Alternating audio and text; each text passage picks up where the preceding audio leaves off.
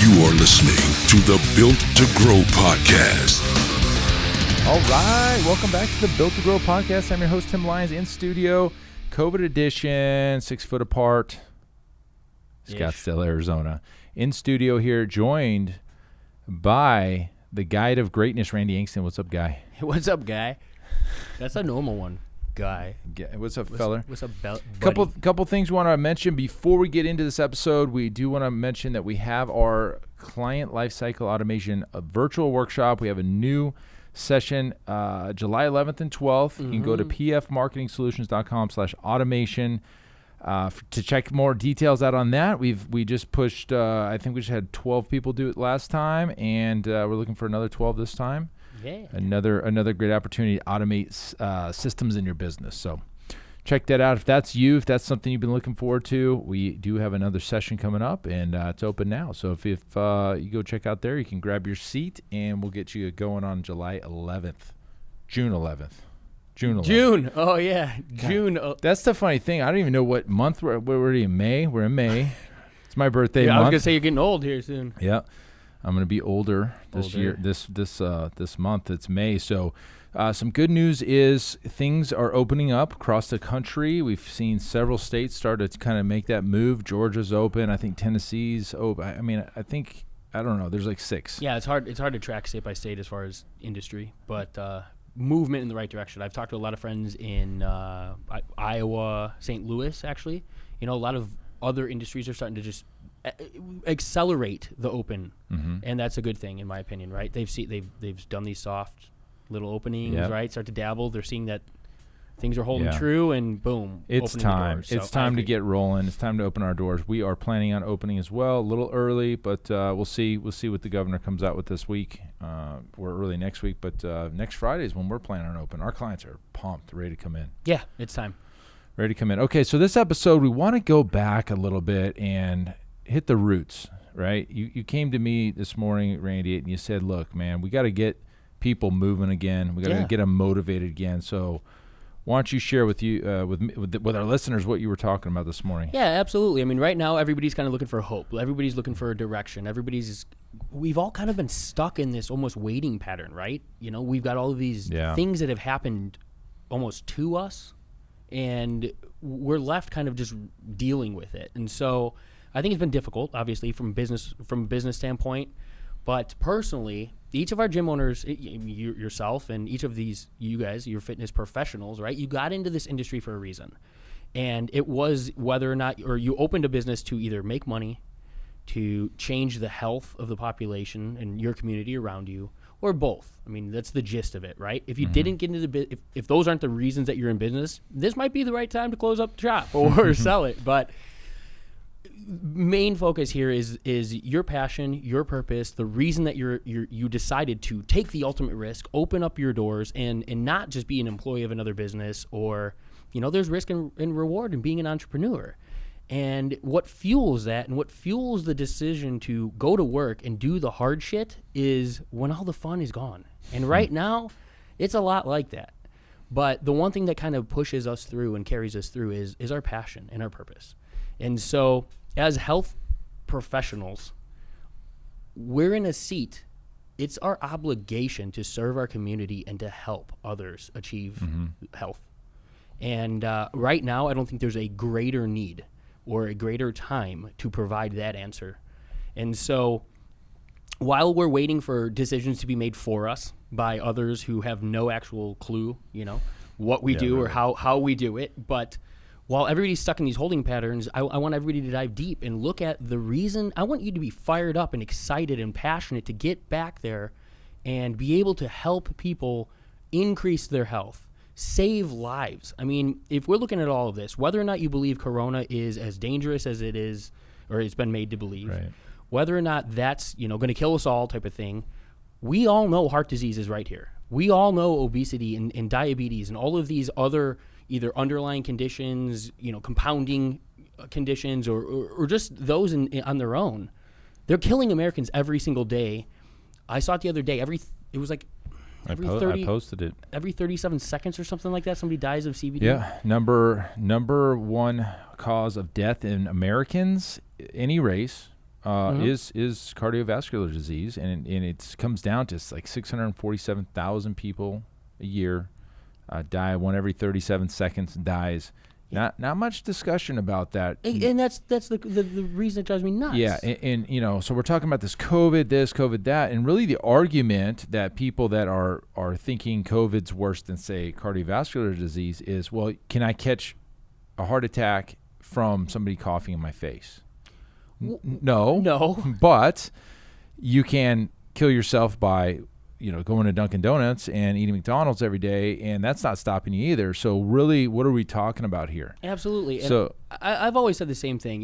If our elected officials or if other people who are influencing the decisions that we're forced to live by gave a damn about the number of lives being saved, heart disease would be the forefront of every single conversation being had. Mm-hmm. This is something that we can address. This is something that we can fight. This is this is the enemy that is visible. Unlike something like COVID, where it might be, you might catch it, you might not, but guess what? You don't know.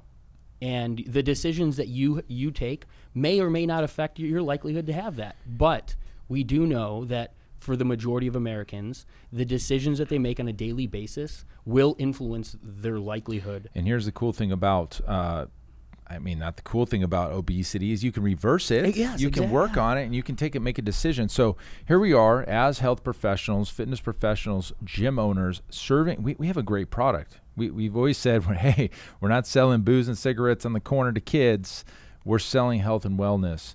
So that's something you should be very proud of. Absolutely. Coming out of this or even going into this business, you should be proud. What you serve is what your product you're bringing to the marketplace saves lives.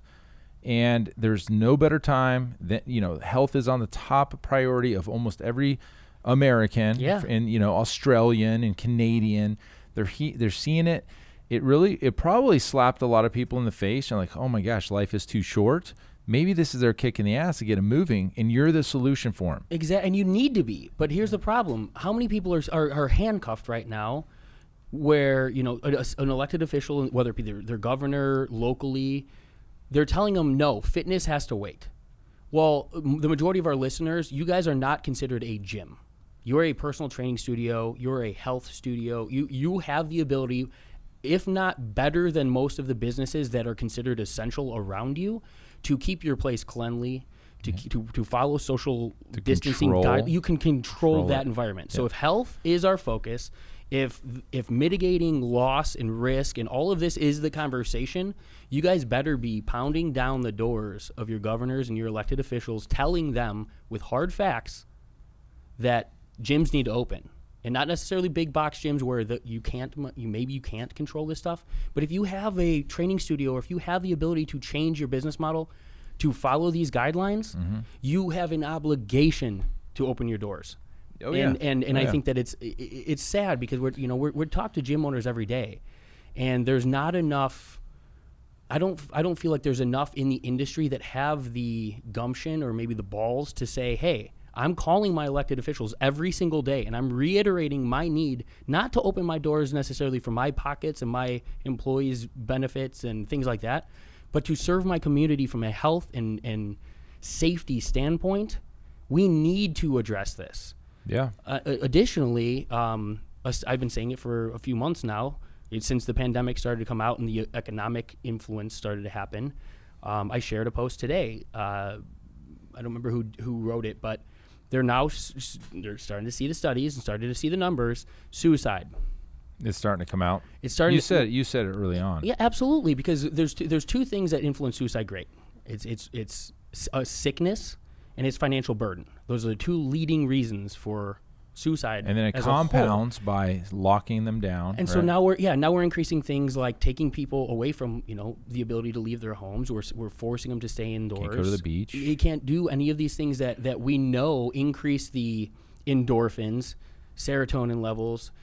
Your overall happiness, your mental state is now taking a hit on top of it. We know emphatically through numbers already, guys. Domestic violence is increased. Neglect, all of these compounding factors outside of just being afraid of the virus itself. We are health professionals. Yeah. Who is having this conversation? Let's be the outlet. Yes. Open up. So On this podcast, I'm not going to tell you to go break the law. I agree. Or go against orders, but I think you could probably make a great case in what, even if you open and get in trouble, you could probably make it. You'll probably get a lot of support anyway from the community. The community's fed up. Well, let's talk in what we're seeing other businesses in fitness is weird because I haven't seen anybody kind of lead the charge as a gym or as even a fitness studio kind of do this. Like we have, we're all talking about the salon owner in Dallas.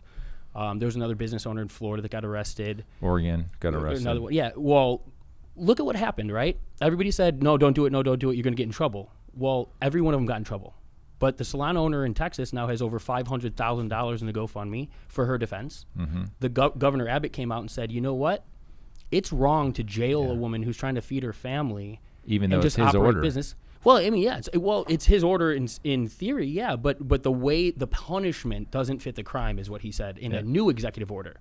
So Governor Abbott in Texas has come out and said you cannot be jailed for defying these non-compliance situations. Florida followed suit and said the same thing. So sure, they can come off to your pocketbook. They can challenge you from a financial standpoint. That's where a lawyer comes into play in time. And we're going to see this play out. This is not the answer. We're not, I agree. I don't think that, yes, go open your doors is the answer. But you have a voice. Yep. And if you're not exercising your voice with the foundation of the opportunity to serve people from a health standpoint, we're not doing what we got into business to do, period. Mm-hmm. You didn't get into business to be a trainer and sit inside a training studio and just wait for people to show up. Yeah. And it's bothered me. It's really interesting though. The public and the people out there on the post just open, right? They're saying, "Hey, just go open your business." I would, of course. Yeah, it's easy to say. I'd when you have nothing actually to lose. Then they don't have a business, and I would tell you, I'm coming from a place that I hear it from my wife, who's very by the book, mm-hmm. and then myself, who's on the complete opposite, ready to defy everything. Yeah. And I've kind of settled in on this date of May 15th here in Arizona. It's, you don't know. Like they came out and said, we'll let you know about fitness later. Yeah. So didn't even give us a ballpark estimate of like, is it going to be end of May? Is it going to be in May? Is it going to be in June? Well, we're going to open anyway. Our clients are excited. But we could get closed down. Absolutely. Again, and the reason, I understand, you're playing with the information that you've been given. Mm-hmm. But so is the governor who's making the decision on when your business can open. And my question is, how many gym owners are in the ear of the people who are making the decisions to help influence those decisions? Right. And if that's not the case in each of these states, then change the dialogue, change the conversation. If health is our focus, why are we not utilizing our health professionals in the conversation? It doesn't make any sense to me why our bars are opening up Monday and gyms aren't. Our bars opening up Monday? Yeah, Monday. Here? In-service bars, restaurants, everything can start to open up with in that case, social distancing. It doesn't make sense. It's not None of it makes sense. It's not logical. Nothing has made sense this whole time. But that's what bothers me. It just never adds up. It does, again, I'm not saying go and open your doors and do it with armed security or whatever. That's not the case. Ask questions. Don't just assume that somebody else has it all figured out and that they're the ones making the right decision for all of us. We're talking about an entire industry here that is designed and created with the intention of helping the population, being crippled because other people who don't necessarily understand that industry are telling us how to operate. Yeah, and they don't even lift. They don't even lift, bro. They don't even lift. But that's probably a fact of it, right? We know what are the statistics? How many of those people? What is it? 16%. 16% of the nation has seen the inside of a gym. Yeah. I mean, no offense to our elected officials, but every time I put on CNBC or watch these live broadcasts of our politicians, they don't lift. No, they're not the epitome of health and fitness, and so it's rough. But ultimately, I think the reason that I wanted to have the conversation today is to remember the reason that you got into business in the first place. Remember your clients. Remember the breakthroughs. Remember your clients coming to you crying, telling us before, hey, you saved my life. That's happened over and over and over for us. I know it's happened for you guys because this is what happens when you actually care about the people that you're serving. And we don't have that opportunity, so we need to do what we can to create that opportunity again. And it's a phone call, it's an email, it's whatever it may be. If you got balls, maybe it's opening your doors. And I don't think there's a right or wrong, but action. does need to happen. Yeah, I agree. And we're doing it. And, we'll see. Like, I'll let you all know if I'm in jail. I'll just do the podcast from I'll do the podcast from the cell. Going to have a collect call from... Yeah. Tuning in from the jail cell. I don't think it'll happen. I think our clients are ready. The only way it'll happen is if somebody tells on us or a competitor. However, I already know there's competitors of ours that are open. Operational. I'm not telling on them. No. Hell no, dude. I'm not going to do that. It's karma, right? Like they're doing what they have to do, and we're going to have to do what we have to do. Yeah, I mean, I don't understand how some of these, the law enforcement is arresting these individuals for operating their business. Like, at some point, like, where's your moral compass? Like, who is, the government? They don't want to do it either. I agree. Yeah. I mean, and we're seeing a lot of that too. Like, a lot of the lack of enforcement from a law enforcement side, I guess, right? This is they'll come in and borderline unconstitutional in their own opinions. So we'll see. But, dude, this is the beginning of it. This is the tip of the iceberg. We're still going to see. Let me throw something at you. I agree. It's the tip of the iceberg. We don't know what's going to happen. I do think we're going to basically open up here pretty much everything really quick. So, we might slide in. Here's one thing that I might throw into this.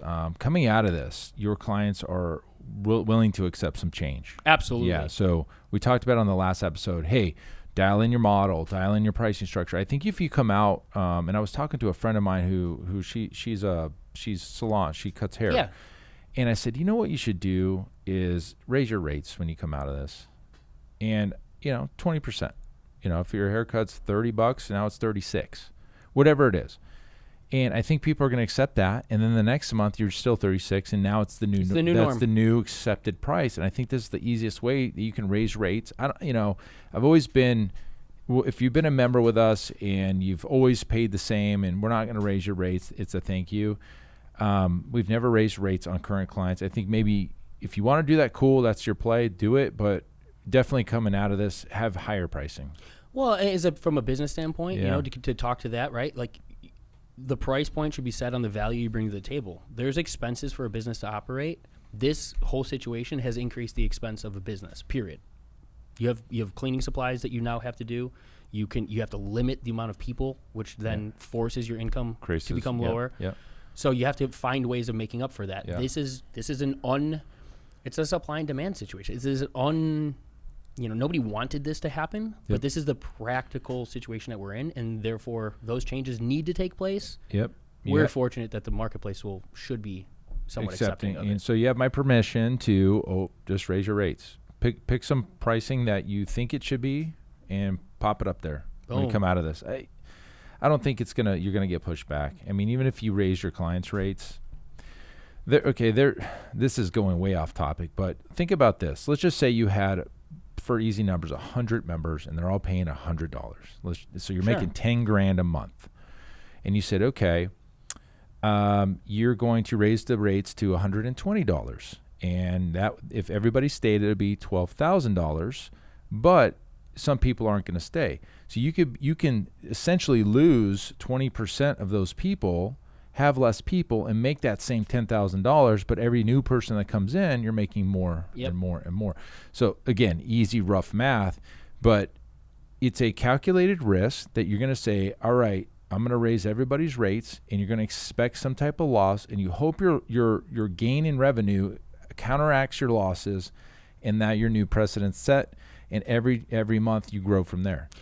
To the same tune, this is exactly the conversation we have when it comes to the services you provide as well, right? Don't fear removing something if you know it's the minuscule income or place of income in your business, when you know that by eliminating that, you open the door for much more profitability in that same use or time or whatever it may be. Right. We talked about it in the last episode as far as changing up your service. Revenue per hour, cost per hour, all that stuff. So on paper, it makes sense. It's a very uncomfortable situation to go to your clients and say, unfortunately, we have to raise your rates, and you're going to have to hear the pushback and the blowback and all this stuff. But if you shake out all the averages, I'm pretty sure, I've never done it, but I can see it in my head. Like, yeah, you're going to lose 15% of those people, but the people that are still here are paying more, and you're making more, and then you're going to continue to make more. And you're making more per hour because each one of those people are paying more for the hour. It's just... it's a risk, calculated, but I think this, if you're going to do it now. Hell, just do it now. They expect it. Your client's like, man, they come back, the rates are rates. Exactly. In new business, everybody's going to be back in the same boat. If you don't have a gym membership, or if you're, coming out of this and you're going to be looking around, everybody's going to be doing the same thing. So some will take advantage of it and some won't. Yeah. But everybody's going to have to find a home somewhere. Yep. And very soon, I did something really cool today. Nothing to report yet, but gosh, guys, I'm going to take you on. I'm going to take you on a really cool journey here real soon. It's a really big time in my career-ish, if you want to talk about that, for making big moves. And hell, man, if this goes through, game changer. I mean, we'll talk about the ascension of the individual, right, through business. That's been we've been helping gym owners move from the self-employed role into the business owner role for a long time, and this is going to be part of that conversation on what happens next. A little teaser. All right, we'll leave it there. But guys in the Iron Circle know. Oh, I know. If you're in the they're pumped. I posted in there yesterday. Okay, guys, so that's it for this episode. We wanted to kick you guys in the ass, give you a really reset of the mindset of what you're doing this for. You have an obligation to serve your clientele and serve the community. Can't wait to hear about your successes. And, if you come out of this raising your rates, I don't think that's a bad idea as well. Something to think about. So chew on that until next episode, guys. Keep changing lives. See you.